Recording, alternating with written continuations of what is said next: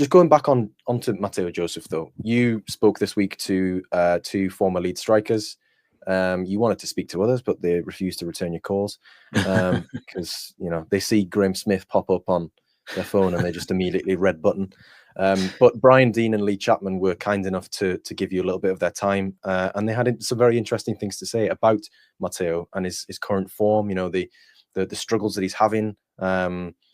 Their experience as a young striker and how ultimately you get out of that slump. I thought what Brian Deane said was particularly good advice about how he would watch videos of himself a lot and the good things that he did, scoring goals or whatever it was, being involved in goals, and really reinforce positives, like the whole power of thinking, I did that, I did all those things, I can do that again. And building into a performance right from the warm-up, making sure that everything you do is right. Your first pass is right. Your first touch is right. And just setting yourself up, building stepping stones to set yourself up to score a goal.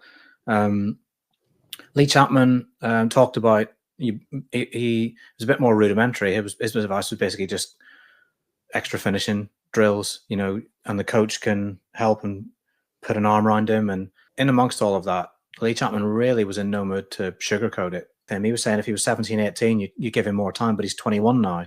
And some Leeds fans thought that was harsh because of Mateo Joseph's age and where he is in his career. But also, Lee Chapman scored, 200 career goals, something like that, and scored a lot of goals at the top level. So he does know his onions.